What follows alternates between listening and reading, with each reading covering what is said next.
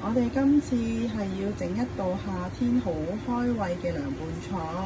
咁咧，我哋會用到雞髀啦、蝦啦、薯仔、青瓜、番茄，同埋咧可以攞嚟做中藥嘅淮山。咁調味料都好簡單嘅，有麻油啦，有白芝麻同埋胡麻醬嘅。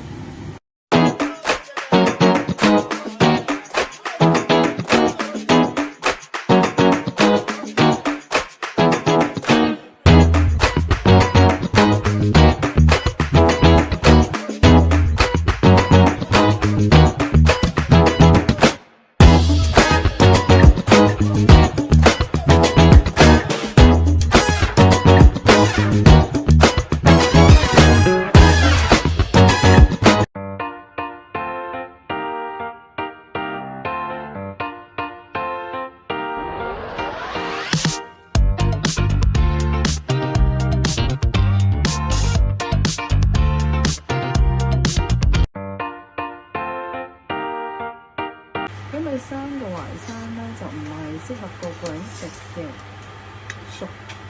煮熟佢咧，推出水就會安全啲。咁呢個雞髀咧，我哋預先就醃咗啦，跟住蒸20分鐘，再焗一焗咧，咁就 OK 嘅啦。攤凍之後，咁我哋就可以開始醃啦。咁我哋健康少少，我哋個皮咧就去咗佢啦，唔愛皮嘅啦。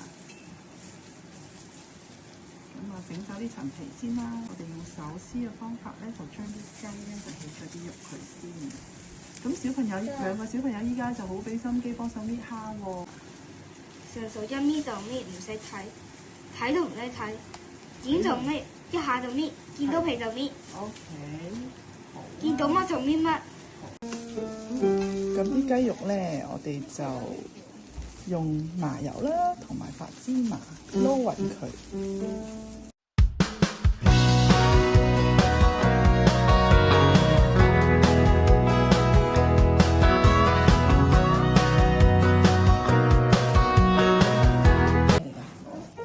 白色最下邊見唔到嗰啲偷色，最下邊白色見唔到嗰啲咩？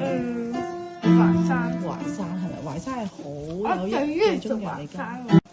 爺爺中意食入面嘅淮山，我同我阿妹中意食蝦，我就中意食番茄，我阿妹就中意食，我同埋我阿妹就中意食青瓜，我哋成家都好中意食雞。